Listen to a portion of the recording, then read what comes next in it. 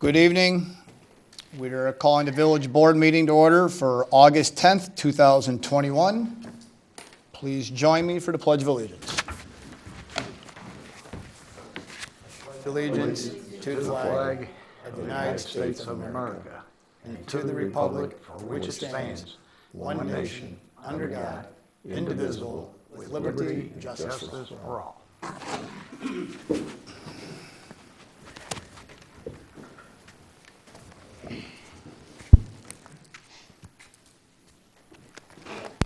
Lana, roll call, please. Bold, Here. Trustee Brockman, Here. Carroll, Here. Chapman, Here. Kirkland, Here. Lambert, Here. and Luciano. Here. Everybody's here. We do have a quorum. Are there any citizens wishing to address the village board? Seeing none, we will move on to our consent agenda for the evening. Approval of the special meeting minutes for July 22, 2021.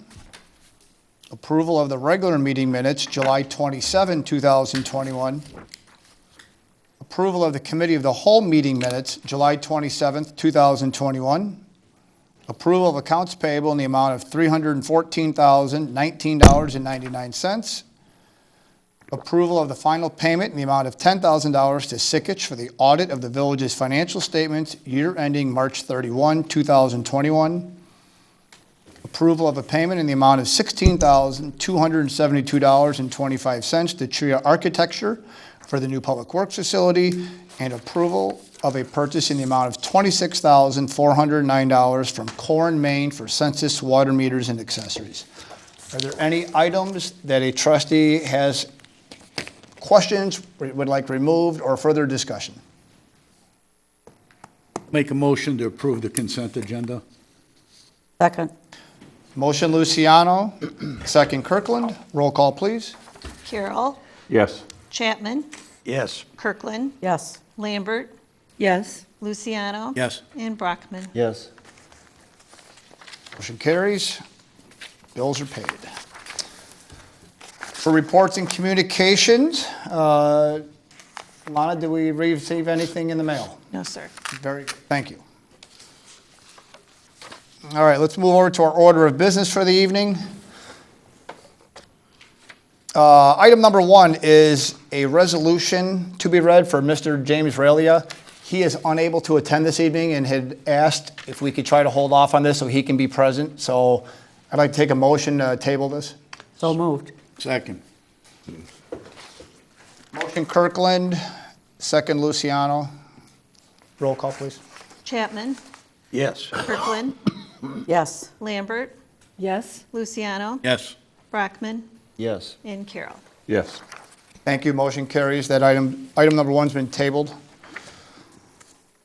Item number two, consideration for approval of an ordinance granting a second amendment to the conditional use for a planned unit development to allow one massage therapy use and one body sculpting use for the Salon Suites business at 25157 West Jefferson Street in the village of Shorewood, Will County, Illinois. This is Salon Suites at Shorewood. This is a first read, and to correct that, the petitioner has removed the body sculpting, and it's an updated packet that's been passed out to everybody. And this goes to Ms. Chrissy. Oh, and Trustee Brockman, I apologize. We did look at this at our last planning and zoning meeting, held a public hearing. We didn't have any, one that I can remember, spoke for or against. Correct. It does come here with a 6-0 vote, and we did consider both massage therapy and body sculpting. So now that the body sculpting has been eliminated, we're just looking at massage therapy for his facility over there. And go ahead, Kelly, you can add all the particulars. Thank you. Good evening. So if you'll recall, this conditional use was an amendment to the first conditional use, and this amendment will allow a massage therapy use in accordance with our current regulations pertaining to massage therapy businesses. As noted, the body sculpting use request has been removed at this point. The revised ordinance is also attached to the revised memo, and that does eliminate any reference to body sculpting. The other thing that was included in this revised ordinance is the provision on page 3 of the ordinance is that no, item number 2 at the very top, no more than one person may operate out of each salon suite at a time. The owner intended to allow, the restriction for the number of employees was really based on parking limitations for the site. And so the owner intends to allow the suite to be occupied by potentially a couple of stylists or estheticians, but that they would not be present on the site and operating out of the suite at the same time. So it would still be restricted to one operator for each suite at a time, but that's just to provide that clarification in here as intended. I'm happy to answer any questions. We also have the owner here if there are any questions of him. I have one question. What does massage therapy encompass? In other words, what type of massages are they doing? Is it like I'd be sent to the doctor to have therapy for my leg or something like that? Or is it a massage where I just go in for, like they do at the spas on 59? Just what does massage therapy encompass? What are we defining that as? So massage therapy is defined within our code. I'm actually going to pull it up right here so I can read it to you, but it is not physical therapy. So there is a distinction between that. So it could be hot stones, it could be like reflexology. Go ahead and get that up here so I can relay that. Because we are not proposing a different definition. We are simply pointing to the existing regulations that are in place. So it's typically the same as any other massage spa on 59? It's regulated exactly the same, yes, sir. Okay, thank you. If there are no other questions, I'll make a motion approval of an ordinance granting a second amendment to the conditional use for planned unit development to allow one massage therapy use for the Salon Suites business at 25157 West Jefferson in the village of Shorewood, and waive the second read. Second. Motion Brockman, second Lambert. Roll call, please. Kirkland. Yes. Lambert.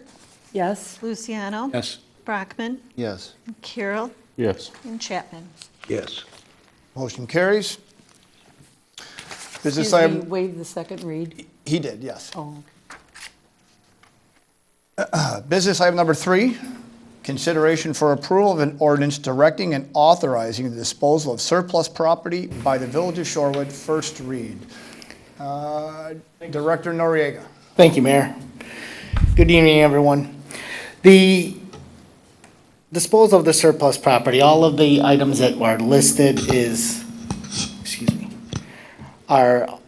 have all been outlived and are its useful life and are in need of significant maintenance and repairs. They're non-functioning, already replaced in our inventory, or otherwise not economically maintainable.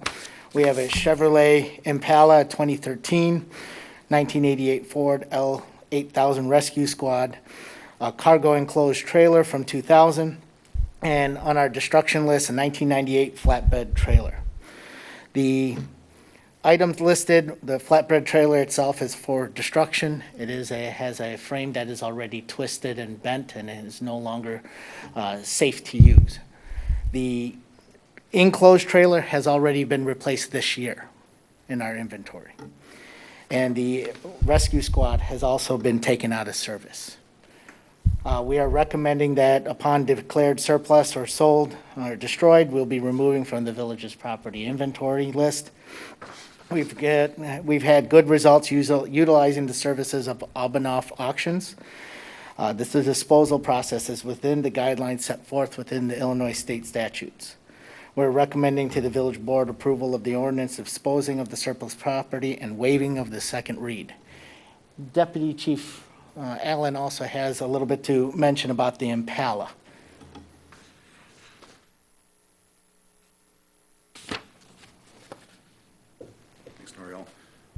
Noriel had asked that I feel any questions, kind of explain. I think most of you have probably read about the Impala. It's just not a normal disposal of a piece of property, something we're not used to seeing.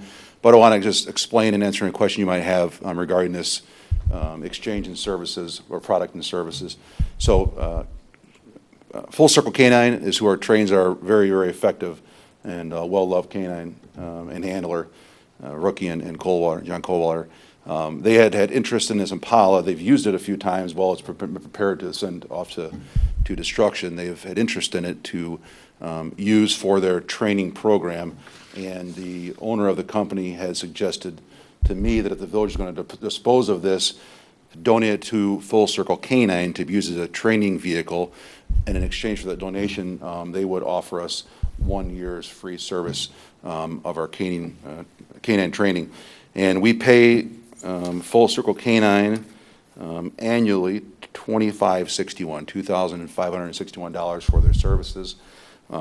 We would get about that amount likely at the auction. This seems like somewhat of a no-brainer. We provide them a car that they know is serviceable. They've used it a few times. Our mechanic has spoken highly about the car and its current condition as a 2013. We thought it'd be a good opportunity to provide them a good car in exchange for free year service for our training program. Any questions about this exchange? I do. Go ahead. Do they plan to drive this vehicle or use it on site someplace for training the dogs? They'll drive it to whatever location they're training at. So this training group moves. They cover from as far southwest here as Shorewood, up through Burbank, east in Will County, and into South Cook, agencies all over. So they'll move this training vehicle to the location they're training at that particular week. But they plan to take advantage of the storage and compartments and hidden areas that they're going to build into it to train those dogs on really alerting to some really advanced compartments that they're not used to seeing using regular cars in training. This gives them an opportunity to duplicate what they're seeing nationally in regards to concealment trends out there. So that's... Okay. So we are removing the Impala from the surplus list? No, Or it's is- two are you- cars, I think. Isn't it? Army? There's two. There's two. Oh, I'm sorry. I thought the same thing till this morning. All right, so the motion can be made just as it is. We don't have to alter the motion. Okay. Correct. I'll make a motion for the approval of an ordinance directing and authorizing the disposal of surplus property by the Village of Shorewood and waive the second read. Or Second. first read, I'm sorry. Second. Motion Luciano, second Carroll. Yeah. Roll call, please. Lambert, Yes. Luciano. Yes. Brockman, Yes. Carroll, Yes. Chapman, Yes. Kirkland. Yes. Thank you. Motion carries. All right, as everybody may see, we kind of changed it up a little bit here. We're going to cover reports a little more broadly so we can try to encompass a few more of our department heads and entities within the organization.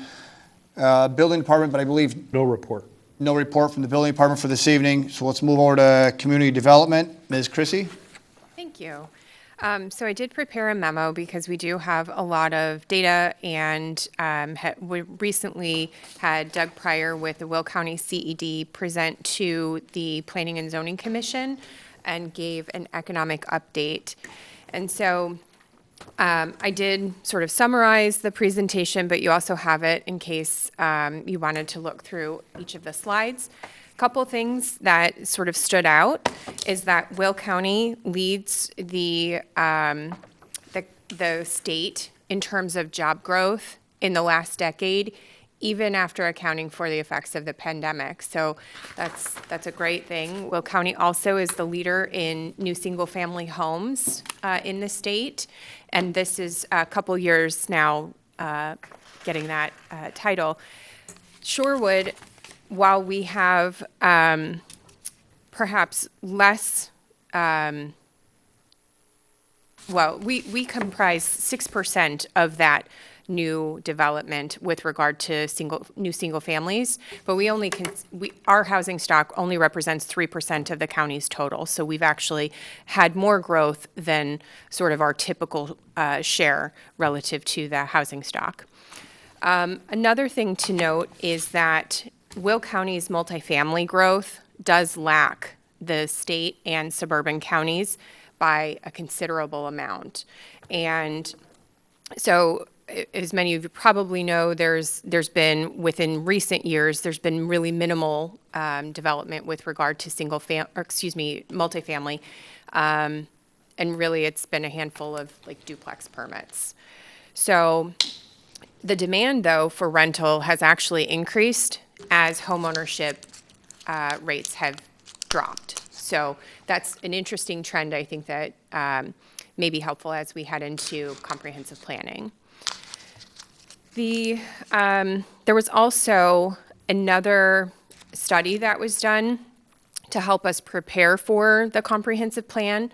And it not only provided that basis, but also led to some recommendations for some preliminary economic development strategies. And so the full report is attached to that memo. But I just wanted to highlight a couple of items. The village has approximately 40% of its commercial land still available for development. That's a large number. In terms of the retail trends, there's actually been a shift in retail. This happened prior to the pandemic. The pandemic will clearly have an impact on retail and the needs of how retail is presented. So, for example, e-commerce shifts a little bit of the retail need for brick and mortar, but it's still presumed that retail brick and mortar will be necessary. What that looks like in terms of distribution, whether there's sort of a distribution center with each of the retailers or not, is yet to be seen. But that's where the consultant here has recommended incorporating some multifamily, and really it's more about mixed uses. So trying to incorporate other uses to help support that retail environment and increasing density.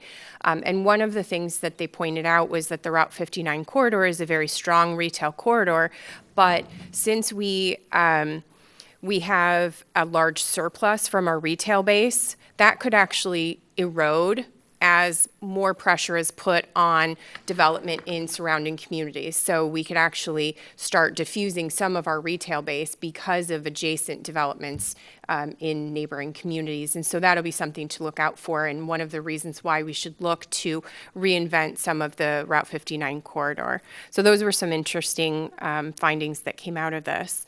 The town center area, that was looked at as well. And again, the need for density in order to support the retail that's being proposed is incredibly important, as well as a mixed use environment. Again, trying to make sure that you've got enough support for those retailers. But one thing that did come out of here is the possibility or the consideration for the village to possibly subsidize commercial uses until the density has been established to fully support those businesses. So that'll be something that, the board could consider. I don't need to go through all of these points here, but I'm happy to answer any questions, whether it be tonight or in the future sometime.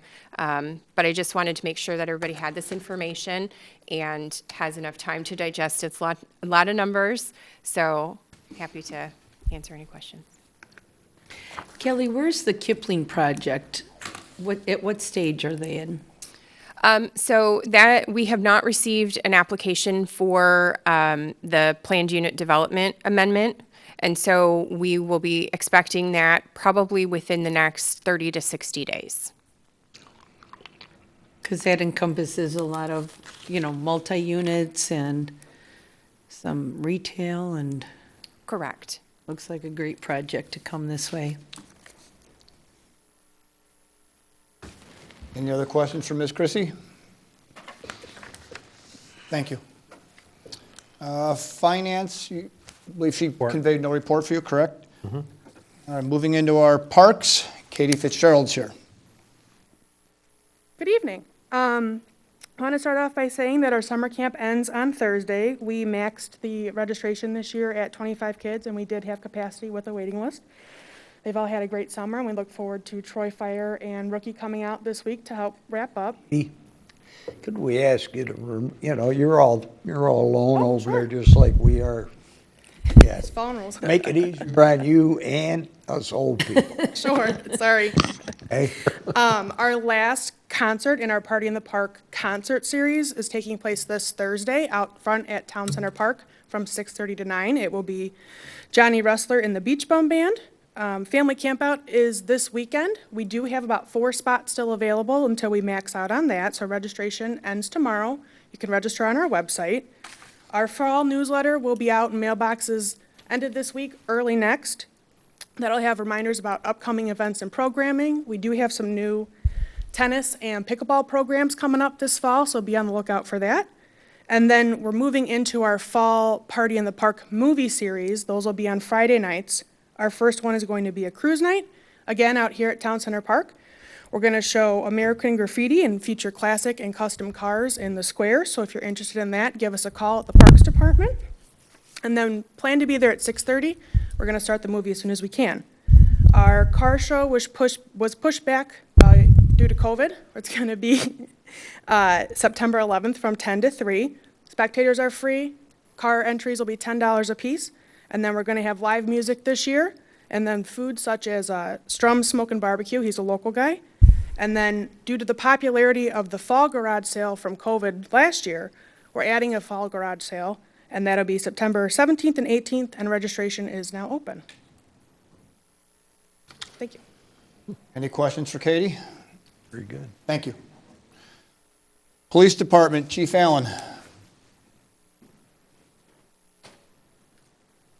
got no report in particular, unless you have questions. Any questions for the Deputy Chief? Very good. Thank you, sir. All that for nothing. Public Works, Good evening again. Public Works, we've been busy with the Crossroads Fest, a lot of the cleanup, the setup for it as well. We've been doing miscellaneous tree pruning throughout the village. We've been cleaning up Route 59, along Route 59, and Route 52 and Southwest Frontage Road. We've also started doing some sidewalk repairs for mud jacking. Now, for capital improvement projects, our Public Works facility, the contractor hasn't started yet, but the dozers and the scrapers have already been mobilized onto the site, and there's a local farmer trying to take the picking at the crops. He's probably has close to 40% of it removed. The resurfacing contract, 95% complete. All of the asphalt surface courses installed. The only thing that we're awaiting is the stone shoulders and the pavement markings to be installed and some punch list items. The traffic signal at Shorewood and Black is 95% complete. The asphalt surface course is in, pavement markings, and the turn on for the traffic signal is awaiting simply for the pavement markings. Pickleball tennis, we're about 85% complete. The basketball courts, for those that attended the Crossroads Fest, you've seen the court painted. They did run out of the acrylic material. There's a little bit of supply chain issues from the manufacturer, so they're just waiting for their supply in order to be able to finish the pickleball and the tennis court painting. Color coding, excuse me. IDOT's 59, northbound 59 bridge over I-55 is approximately 25% complete. They're continuing with the piers and columns and abutment. They're beginning some earthwork, and they should be moving into something called Stage 1 traffic control this week, depending on the weather. The IDOT I-55 resurfacing is going to get started soon. We've been, the final plans have been submitted from IDOT to all the affected municipalities. They will be resurfacing I-55 from Weber Road all the way to I-80.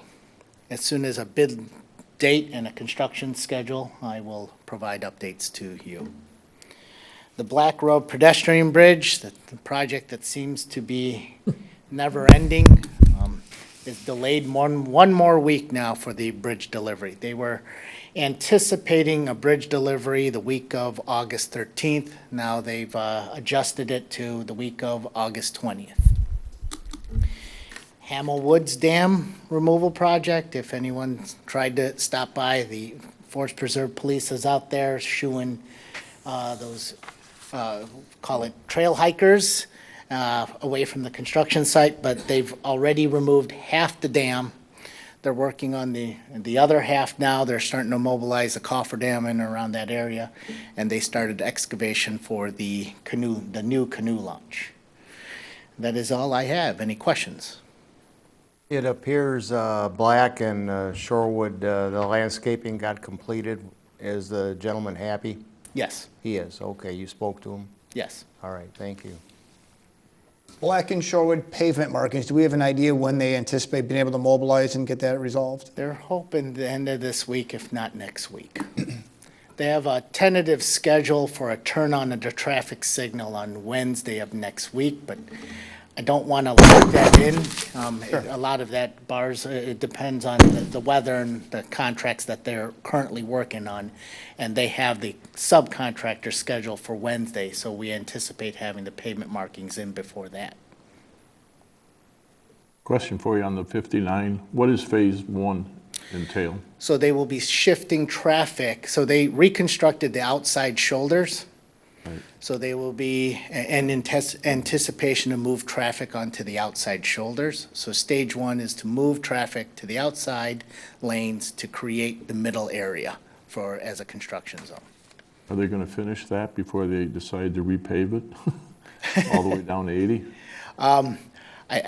I'm guessing that the bid for the resurfacing is going to happen closer toward the end of October, November, with a start date in early spring, but I haven't received any construction schedule.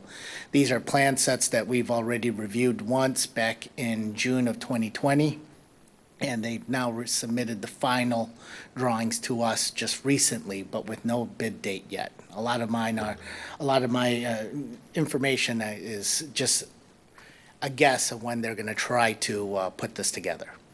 Okay, thank you. I have a pickleball question. Yes. So, do you have any idea on when they're going to get the coloring? Because the classes are starting. The manufacturer had indicated that they should have their delivery to Integral or the U.S. Tennis 2 weeks. So that was 1 week is considered last week, and so I'm hoping that they start painting it this coming week. Okay, thank you. Any other questions for Noriel? If not, thank you, sir. Thank you. Interim Administrator Klima. So the fest is over. We will be having a wrap-up meeting with the chamber. The staff will be meeting before that to kind of get together our thoughts and our ideas. So if there's anything that you guys think or would like to contribute to that discussion, go ahead and let us know, and we'll incorporate that at that time. Lots going on. I did not get the memo done that I told you I was going to do a week ago. So this week in the gap, you'll get a memo from me, like we had all discussed in our individual meetings. You'll see that bi-week we memo between board meetings. Okay, and I didn't do it last week because there was just a bunch of crazy stuff going on, obviously. And then I'm piggybacking on what you're going to bring up. All right, are there any questions for the interim administrator? When is that wrap-up meeting for the fest, do you know? We don't have it scheduled with the chamber, but we hope to have ours either late this week or early next week. Okay. I'll get with you this weekend. Okay. There's a board meeting Thursday, but that meeting, or the meeting with, Tasha and the whole group, she said it's going to be like 2 weeks. okay, So I don't expect it this week. That's why I thought our staff would meet this week, kind of get our thoughts together, and that way we're ready for when Tasha's ready. okay. Anything else? Thank you. All right, we're going to try trustee comments. Simply, we want to open the floor so every trustee has an opportunity. If there's anything that you want to say to Public Works, items, issues, thoughts, concerns. If you've got no report, we simply move on, but we want to at least make certain everybody had the opportunity to speak, by all means. First would be Mr. Trustee Brockman. I'll try to be brief. Thank you, Mayor. Kelly didn't mention it, but our next meeting will be September 1st here at the Village Hall. And as you all know, we lost a member moving out of town, 22-year member, I might add. And so there's some big shoes to fill there. So I'll put the word out. Anybody in the community, get your resume to the mayor so we can look at them and see if we can fill that position quickly. I want to thank the staff, finance staff, for the bill list. I complained about this about a year ago when the bills were turned sideways. I don't know, it was hard for me to read it. And now that it's up and down, so it's just a little thing, but it sure helped me out. So hopefully it can stay that way. If you want a little update on Joliet Water, look at City of Joliet's last meeting. Allison Swisher's the first thing on the agenda that night. She takes about 7 minutes, very informative. And finally, I was at Shorewood Fest for 2 nights, believe it or not, and with my strict constitution of only having 1 beer per night or per month, I think I'm up to about November of 2028 now. So, thanks. I want to thank Noriel and his lovely wife for You say 28? because we had a nice talk and they went down real easy. So that's my report. Thank you. No problem, thank you. Trustee Carroll. I just want to say, I thought the fest went very well. I mean, I think the parade was a little shorter than it's been in the past, but Saturday night out there, they had a good crowd. So hats off to the people that put it together. That's good. Trustee Chapman. I really didn't want to have to be bringing this up, but the pandemic was over 1.5 years ago, and it kind of disrupted everything that the village was really trying to get done. Plus, we were going through the administrator situation. And but I was driving from my son's house the other day, down on the Kankakee River, coming up 55, and I saw this huge sign with the mayor's name on it on the project, on top of the Cullinan or Rock Run or whoever the development company now is. Okay? And I'd be wondering, because we're into transparency, of what connection does our mayor have with that development company right now? Because we are constantly in negotiations with them. Mm-hmm. And it's up to the mayor of Shorewood to protect the residents from that development. So I would like to know, I would like to hear, and maybe even prove what that connection is. We were simply brought in by the earth-moving excavator. We have nothing to do with Cullinan. How about the project itself? Do you tend to make money off of that project? No, we Well, do what are you work doing with, over there? We do work with the excavator. You're not going to make any money? Certainly he's going to make money. He's a Well, contractor. certainly. But I mean, it has nothing to let's do get with serious Cullinan. about it. That's his living on the side. Yeah. I may go over there and sell stuff to them too. Does that mean it's my business? We all did not, when I wrote the letter to CMAP, not supporting that project because of the impact that it was going to have on the village of Shorewood.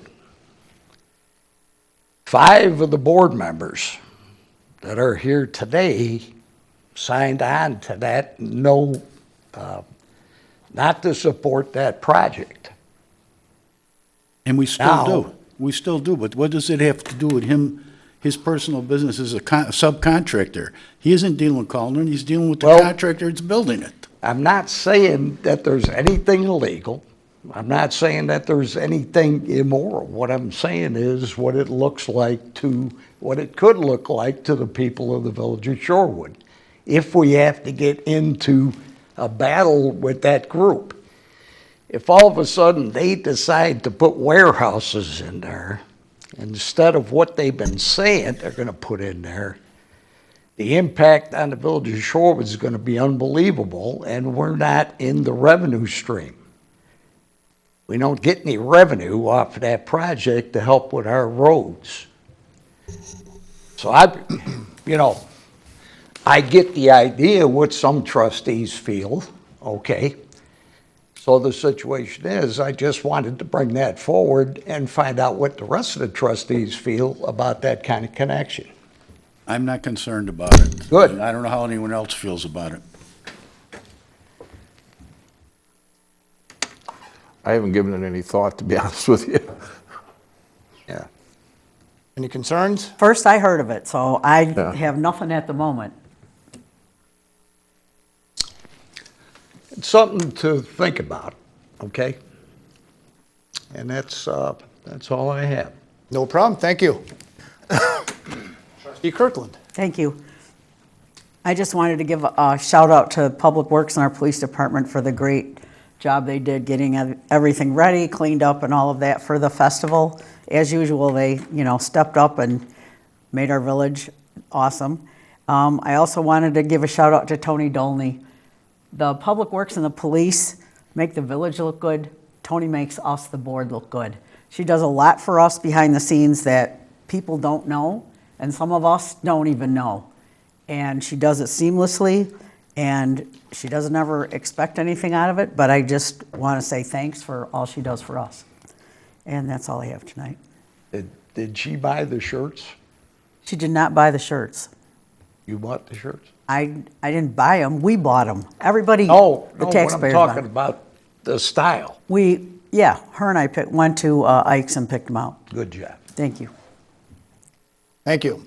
Trustee Lambert. I just want to say, everybody knows I'm on the board of directors for the Plainfield Shorewood Area Chamber of Commerce. We had a great event this year. A lot of it was due to the fact that Public Works worked with us very, very well. They did everything that we asked for. The police department, as usual, kept everyone safe. They always do. And I know that our entire board is very pleased with how we were treated. It's not always that way in other villages, cities. Their public works department don't work as well with them like ours, so we're very grateful. Thank you, Noriel, and your team. That's Thank it. you. Trustee Luciano, and he has Citizens Advisory as well. I would just first of all start out by echoing what Cookie said, not only for Public Works, but for all the staff that's involved in helping out at the fest, and also for all the work you do every day for us to keep us informed. Other than that, the only other thing I have is to mention the Citizens Advisory Committee will be meeting on September 23rd, and as always, if anyone is interested, they can contact myself or any members through the village website. We were fortunate to pick up over the summer about 4 new members, just from the meetings and from advertising on the village website. So with that, thank you. Wonderful. All right, that's all the trustees. Real quick, I simply want to add to thank all of our staff, from internal office staff getting the parade stuff ready, to being able to pass out the candy, to Public Works, to the police department. It's a long week setting up, as every other trustee's already acknowledged. Thank you. It's a very hectic week getting set up for the fest weekend, and it's greatly appreciated the way it turns out for the residents to have something there to enjoy. The other thing real quick is We've identified 3 police consultants in regards to our process to replace the police chief. Just so everybody's aware, we have 3 past police chiefs that do some consulting work for some executive positions in other municipalities. They're also retained by other professional hiring firms. They have agreed to help us directly. The biggest question for everybody to consider, you don't have to make a decision this evening, is the police chief residency. Do we want the police chief to live in town? Do we want to consider a radius? Do we want to leave it as negotiable, but something to ponder right now? It's not something that has to be decided right now, but just want to make certain everybody's aware of it. And otherwise, we're going to put that out. We'll start advertising that for next week. Give it 30 days for application time. We know there's a transition period that's got to be had for them to do interviews, and that process is just to take a little time. So if there's any questions. Just a comment, Mayor. Sure. Bob Paleo lived outside the limits of the village. I mean, it was only a matter of a couple of houses. Yep. But we did give that okay, because he was obviously one of our best in line. So just something to think about. Nope, absolutely fair statement. Yeah. I had, Go ahead, I'm sorry. I had a discussion with Aaron earlier, and, excuse me, Chief. I don't know what to call him. And one of the things that, that I was, pondering about was limiting how far out we were going to go if we chose that route. And one of the things that I had spoke to him about was not to go too far to such as like Romeoville or Bolingbrook, because they would have to, come down I-55, and we know that's that can be a bottleneck. So, just food for thought. I think it's important to think about, how far we want to go out, and, if you choose, Plainfield and Joliet, Minooka, they're all within 10 minutes. So it's just something we kind of tossed around today. My preference would be in town. And like I said, we don't have to make any decisions tonight. Just want to get it out there. It's something we can discuss further, but just wanted to get that out there for everybody. Otherwise, I'll call everybody and get a consensus and talk about this issue. Again, it's a departure from what's happened in the past. I know what you said about the arrangement we had with Chief Paleo. I've always lived in town, but we can make it negotiable and then discuss that with candidates as they come in. But for the brochure, I want to put something in there so that there's some expectation. So if somebody lives in Downers and you guys think that's too far, they need to understand that the expectation will be to move closer. What I've seen other towns do is in some cases tell them they have a year to move within town or close to town. You can consider incentivizing moving to town. I mean, give a radius of whatever the distance you're comfortable, but say if they're going to move into town proper, you'll incentivize that with a moving fee, but if they move to Plainfield, you wouldn't, or something like that. So, I looked back today at the advertisement that Voorhees had done. There were over 100 candidates in 2011 when I was selected. It will be a competitive process. You will have I'm confident you'll have a wide swath of candidates to select from. The consultants that the mayor has agreed to use are industry experts. They are, you announced their names, right? I did not. Just so everybody's aware, Fred Hayes, Terry Lemming, Kevin Shaughnessy. So these are the leaders in our region. I mean, Eric and I consider them mentors. They're people that I go to for advice, and everybody goes to advice. They're very well respected. Any recommendations they make to the mayor for his recommendation to you are unimpeachable. So that's the kind of quality you're going to get from them at a greatly reduced cost, because they're doing it virtually for price of food, so. This can be an expensive process with the other organizations out there, so. Do you have any idea, or would you be able to find out what the surrounding towns have done as far as their chiefs, if they? We know, most of them are either in town or very close, you know, they're, to Trustee Lambert's point, sometimes a time issue becomes subjective with the way traffic runs, so I think that was a lot to her point. If you're gonna require something that's not in the village proper, I would say the police department's here, you've gotta live within 10 miles or whatever it is of that radius, you know, that, rather than worry about travel time and all that other kind of stuff.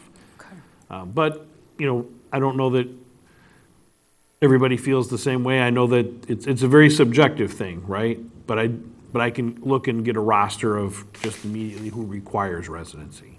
Thanks. Okay. So now it's general knowledge that the police chief is retiring? Now, Yeah, well, you just announced you're looking for now, obvious. Worst kept secret in Will County, I Now think, where so. people can- Because we're gonna get questions about it. now, yes. It's like, I think as Chief referenced, it's already been floating around throughout there for quite some time, but now we just kind of went ahead and made it a little more public.